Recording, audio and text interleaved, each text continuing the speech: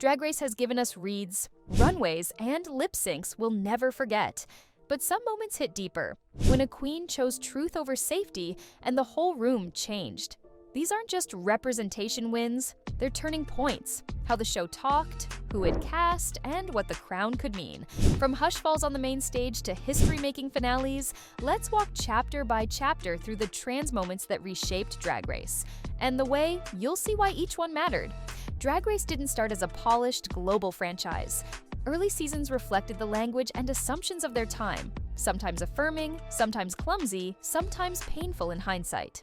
As more trans contestants shared their stories, the show's tone shifted from treating trans identity as a reveal to letting queens simply compete as themselves. Fans, activists, and queens also pushed the franchise to rethink jokes, challenge policies, and broaden casting.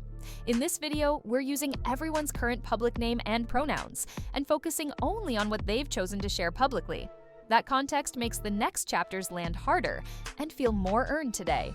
Kylie Sonique Love's early era visibility. Before the franchise had the vocabulary it has now, Season 2 gave viewers Sonique, now Kylie Sonique Love, bringing a kind of femininity the show rarely centered back then. At the reunion, she spoke openly about her transition and about getting breast augmentation, putting a real-life body and identity conversation on a stage that usually lives for punchlines. It was brave and it was messy in that early reality TV way, but it planted a flag. Trans queens were already here when the crown caught up. Monica Beverly Hills comes out after critiques. Season 5 was already intense, and Monica Beverly Hills was getting picked apart in a way a lot of young queens recognize.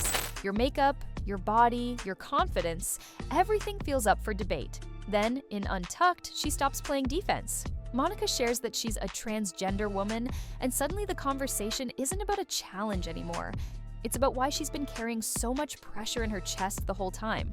Not because she owed anyone an explanation, but because she wanted to be seen accurately. What makes the moment iconic is the shift in the room. The other queens don't turn it into gossip or a gag. It becomes care, a pause, a recalibration, and for viewers at home, it quietly rewrote the rules. A trans queen's truth wasn't a twist, it was real life, happening in real time. The show changes course on language. The she-male era ends 2014.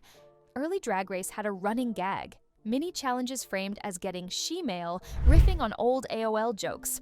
For years, it played as camp, until trans fans and queens said the word choice wasn't harmless. It echoed a slur and reduced womanhood to a punchline. The franchise eventually dropped the bit and the tagline, signaling a real shift.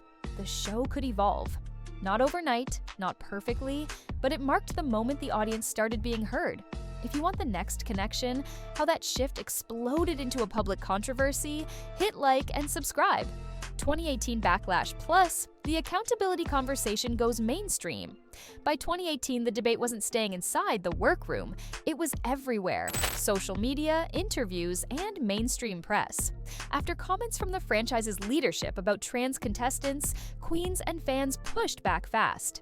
The point wasn't drama for drama's sake, it was a challenge to the show's core logic. If Drag Race celebrates gender expression, it can't treat trans women as a footnote or a special case.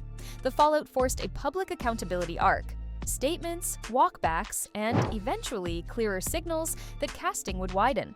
The franchise didn't become perfect overnight, but the expectation changed. Peppermint on Season 9, visibility without a reveal storyline.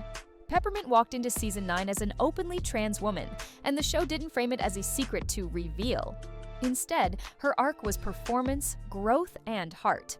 That mattered. Viewers got to root for her talent first, while still seeing a trans woman treated as a full competitor. She faced critiques that can sting when people police femininity, then answered with Polish, humor, and nerve. When Peppermint talked about being trans, it landed as context, not a plot twist, because she'd claimed it on her own terms long before the cameras rolled. By the finale, where she finished runner-up, she modeled visibility that didn't ask permission, just respect. In a franchise built on transformation, she proved authenticity is the gag. Gia Gunn returns post-transition on All Stars 4. When Gia Gunn returned for All Stars 4, she arrived openly as a trans woman, and she didn't package it as a plea for understanding. It was confidence, period. Her presence challenged an old, lazy idea that transition somehow changes drag into something else. Gia showed the opposite. Drag is an art form, and the artist gets to evolve. Even when the competition got messy, her visibility was undeniable. She didn't just come back to participate, she came back to be seen. Gotmick breaks a casting barrier on season 13. Gotmick's entrance on season 13 quietly made Drag Race history. As a trans man, he expanded the show's idea of who can be a drag queen on this stage, without asking the audience to redefine him, just to watch him work.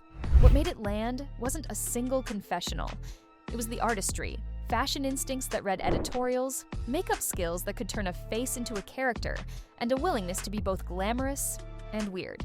When conversations about gender did come up, they framed drag as craft, not category. An art you build, not a box you fit.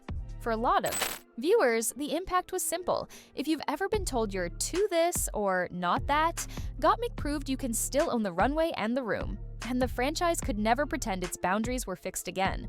Season 14's surge of trans visibility. Season 14 felt like a shift you could feel in the air because trans visibility wasn't isolated to one special episode.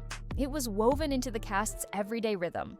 Sasha Colby walked in with confidence that read like legacy, and her presence made the workroom feel bigger, like the show finally understood how many kinds of womanhood and femininity exist inside drag.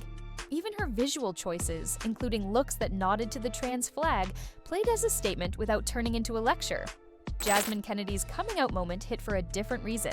It happened in conversation, in the pressure cooker of the season, and the room didn't treat it like a twist. It treated it like truth. The support felt immediate and practical. Listen, breathe, you're safe here, because everyone could see how heavy it is to say it out loud on camera. This chapter is iconic for the normalcy. Trans queens weren't framed as a lesson for the audience. They were peers and competitors. Funny, messy, talented, vulnerable, ambitious. That balance, visibility without spectacle, was the breakthrough. It set a new standard, period. Kylie Sonique Love wins All-Star 6. All-Star 6 delivered a milestone that felt both overdue and deeply satisfying. Kylie Sonique Love became the first openly trans winner of a US-based Drag Race season. And what made it powerful wasn't that the season treated her like a symbol.